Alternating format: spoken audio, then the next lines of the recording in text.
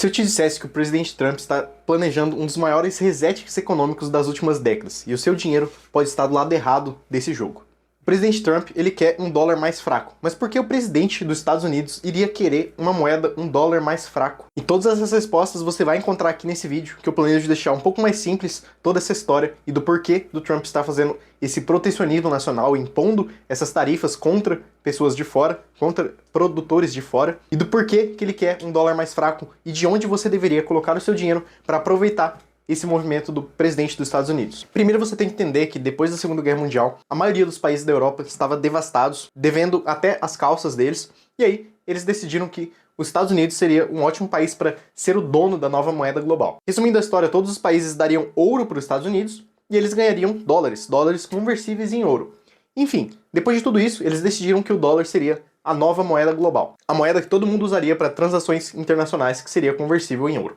Depois de um tempo, essa conversão em ouro acabou, do nada, e os Estados Unidos passou a ser o dono da máquina de imprimir dólares sem nenhum freio. Ninguém poderia frear aquilo. Os Estados Unidos poderia simplesmente imprimir novos dólares a troco de nada, né? Do nada. E essa é a moeda global, ponto final.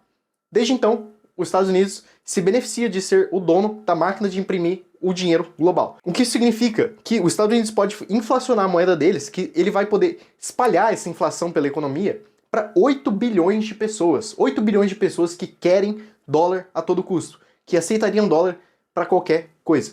Você não poderia pegar um real e tentar transacionar com uma pessoa da China, por exemplo. Ela ia rir da sua cara. Mas se você oferecesse dólares, por outro lado, todo mundo iria querer, todo mundo ia aceitar transacionar com você. Esse é o benefício exorbitante do dólar. Os Estados Unidos têm essa força de produzir dólar a troco de nada, porque eles podem imprimir literalmente do nada esse dinheiro novo, e essa inflação que ele colocaria no sistema vai ser digerida por 8 bilhões de pessoas. Então, 8 bilhões de pessoas para poder digerir essa inflação. Esse é o poder exorbitante de você ser o dono da máquina de imprimir dólares.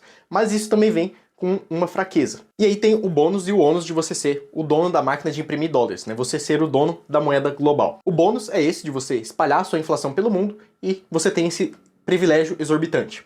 Mas também tem o ônus, explicado pelo dilema de Triffin. O dilema de Triffin, ele diz que você, ao ser o dono da moeda global, você tem que imprimir dólares para fornecer para que esse comércio internacional ele ocorra. E para isso acontecer, os Estados Unidos ele tem que rodar em déficit comercial. Ou seja, ele tem que espalhar os dólares, ou seja, ele tem que vender esse dólares para as outras pessoas, e aí ele acaba tendo um dólar muito forte. Com um dólar muito forte, fica ruim de você produzir dentro dos Estados Unidos. As empresas americanas não querem mais produzir dentro dos Estados Unidos, por quê? Imagina que você está produzindo tratores nos Estados Unidos, e aí você quer vender, por exemplo, para um brasileiro. Só que o brasileiro aqui, nosso real, a gente precisa de R$6 para comprar um dólar, ou seja, o dólar está muito forte. Então, é muito mais interessante a gente pegar e comprar de um venezuelano, que a nossa moeda é muito mais forte que a deles, do que a gente pegar e comprar de um americano, por exemplo. Muitas fábricas que seriam abertas, por exemplo, da Apple nos Estados Unidos, não estão sendo abertas lá, mas em países próximos. Ou então até mesmo na China, porque a mão de obra lá é barata e a moeda americana é muito mais forte do que a deles. Então é ruim para os Estados Unidos que a moeda deles esteja muito forte, porque isso desincentiva a produção dentro dos Estados Unidos. E aí, o dilema de Triffin também diz que se você está entregando dólares para todo mundo está vendo que você está produzindo muito mais dólares do que seria normal numa economia normal. Então você está inflacionando demais o sistema. E aí você acaba minando também a confiança no dólar.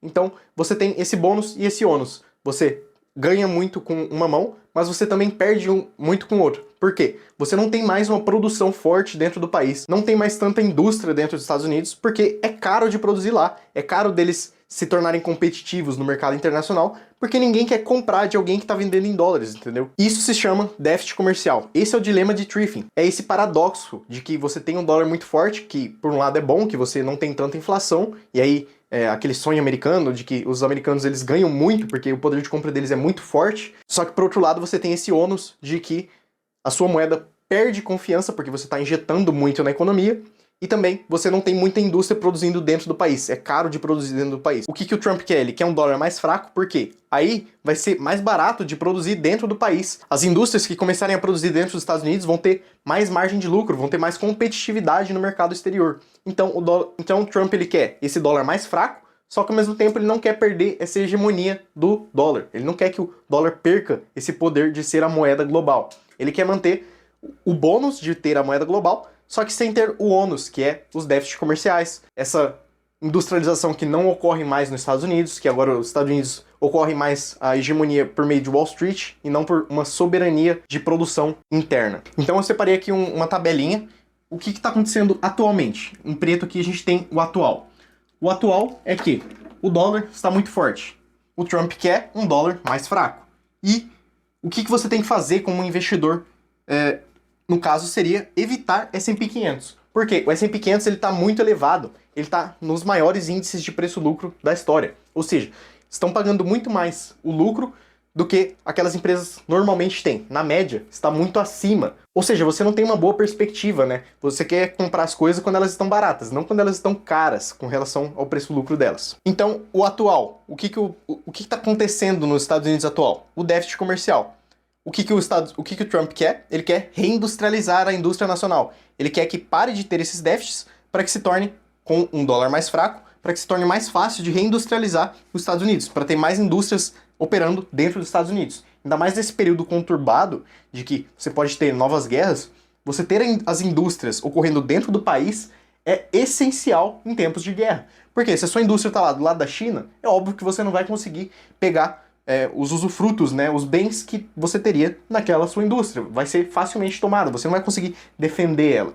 Por isso que é bom quando você tem as suas indústrias perto de você, que aí você consegue defender com mais facilidade. E aí, com a reindustrialização, o que você deveria fazer como investidor? Procurar ações de valor. Por quê? Nessa última década, a gente teve uma inversão dos valores que as ações de crescimento, Nvidia, Apple, Amazon, passaram muito à frente das empresas das ações de valor. O que seriam as ações de valor? Ações que estão qualitativamente, né, que estão baratas. As empresas de crescimento, aquelas que têm muita especulação, na última década, passaram muito à frente das empresas de valor. As empresas de valor seriam aquelas que você olharia com base no lucro delas, com base em quão baratas elas estão de acordo com o lucro que elas entregam. Então, você está vendo agora um retorno da normalidade, que seria o investimento em ações de valor. Ou seja, as ações que estão mais baratas, estão mais interessantes, serão mais interessantes do que aquelas de crescimento puro, que você não tem um lucro presente, mas você tem uma especulação de lucro futuro muito alta. Então você teria esse retorno para as ações de valor, para o Value Invest. Outra coisa que você tem atualmente, uma dependência muito grande da China, porque como eu disse, com o déficit comercial, você está comprando muito mais de pessoas de fora do que você consegue produzir dentro dos Estados Unidos. E isso é ruim quando você tem esses tempos sombrios, né, esses tempos conturbados de guerra. Porque o Trump percebeu que eles têm uma dependência muito grande da China, de produtos comprados na China, porque é muito mais barato produzir lá do que produzir dentro dos Estados Unidos. E aí, o que o Trump quer é uma soberania produtiva interna, dentro dos Estados Unidos. E aí, o que fazer? Comprar ouro. Ouro seria uma opção muito interessante para você ter no portfólio agora, porque em tempos de guerra, em tempos de incerteza, você ter ouro na sua carteira, que é uma moeda milenar, desde que você tem registros de moedas ocorrendo dentro de países, dentro de relações humanas, você sempre teve o ouro como uma opção mais clara. Ou seja, ninguém recusaria ouro. Mesmo em tempos de incerteza, o ouro seria uma opção muito interessante, porque as pessoas gostam de ter ouro, ele é uma opção de que é fácil de você transportar por aí, não é tão pesado, não é tão frágil, por exemplo, igual o sal. Eu vou deixar aqui esse vídeo que eu explico mais sobre as moedas e como que a gente chegou no ouro, mas o ouro ele é muito bom, ele se valoriza em tempos de incerteza e de guerra, que é exatamente o que a gente vê nesse período de reset econômico do Trump, de incerteza, de protecionismo, que ele está colocando protecionismo nacional contra empresas de fora. Então, o ouro é um ativo muito interessante. Tanto é que, nos últimos 10 ou 15 anos, o ouro bateu o S&P 500. Ou seja, se você tivesse comprado ouro, um ativo inerte, o vil metal, que fica parado, você teria valorizado mais, você teria mais poder de compra do que se você investisse nas 500 maiores empresas dos Estados Unidos. Aquelas que produzem celulares, computadores, tudo, que produzem coisas reais, você teria mais poder de compra se você tivesse comprado simplesmente um ouro do que comprado aquelas 500 maiores empresas dos Estados Unidos. Então, seguindo a nossa lógica, atualmente você tem essa hegemonia do dólar por meio de Wall Street, ou seja, por meio de ativos financeiros, do mercado financeiro, que ocorre muito no coração do mercado financeiro dos Estados Unidos, que seria em Wall Street.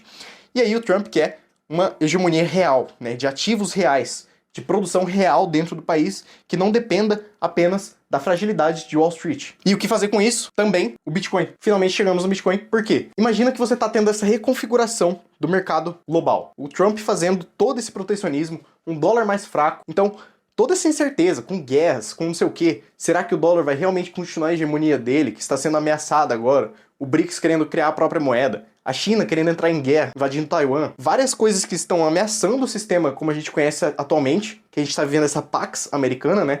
A Pax Americana é quando os Estados Unidos conseguem aquele porta-avião que ele consegue dominar, desde o fim da Segunda Guerra Mundial, ele consegue dominar e se tornar o país mais forte, o país mais rico, o país mais respeitado nas interações internacionais. Desde então, a gente não teve um momento tão conturbado geopoliticamente como a gente está tendo agora. Então, o Bitcoin ele vem exatamente como uma antítese a esse sistema que a gente tem atualmente, esse sistema de moedas fiat, moedas faça-se, em que ninguém escolheu realmente usar o dólar, né? A gente que nasceu aqui nessa geração, a gente não escolheu usar o dólar, o real, o euro. Simplesmente os governos criaram uma lei, falaram, faça-se. Agora você vai usar essa moeda e pronto, acabou. Você não tem outra escolha. Não foi espontaneamente escolhida como a moeda. Ou seja, não tem lastro em nada, não tem... É simplesmente a confiança naqueles bancos centrais que ficam elevando e descendo a taxa de juros, tentando perseguir uma inflação com bases em um sistema podre. Então, o Bitcoin ele vem como essa antítese a esse sistema que está fadado ao fracasso, porque a dívida dos Estados Unidos ela já está impagável. Você tem 2,50 dólares de dívida para cada R$1 para cada $1 que existe na economia. Ou seja, é uma dívida impagável. Não tem como os Estados Unidos pagar uma dívida desse tamanho.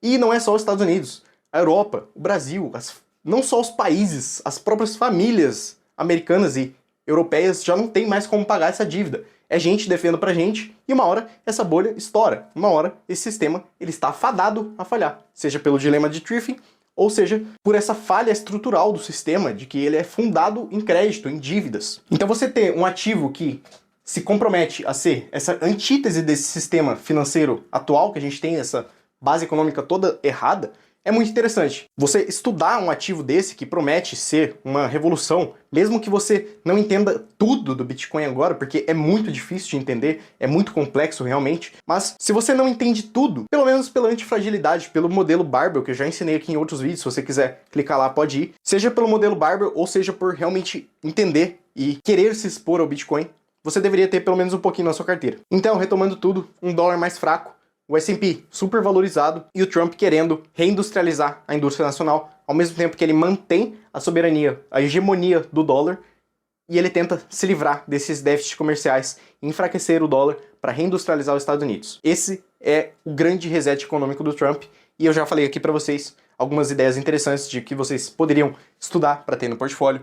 Evitar o S&P 500 nessa altura, nesse preço-lucro que ele está atualmente, procurar voltar às ações de valor, porque as ações de crescimento já você está vendo uma inversão desses valores, de que agora as ações de valor voltarão a ser o tópico. Ouro para se defender da perda do poder de compra do dólar, da inflação mundial que está acontecendo e de possíveis conflitos até bélicos. E, por fim, um pouquinho em Bitcoin, de acordo com o seu nível de entendimento dessa nova moeda. E é isso. Eu vou deixar aqui para vocês também esse vídeo explicando mais sobre o Bitcoin, para vocês que ficaram interessados. É um vídeo que eu explico a Fiat versus a moeda Bitcoin, do porquê que é uma moeda tão interessante, do porquê que ela se mostra como uma antítese desse mercado financeiro atual que a gente tem. Valeu!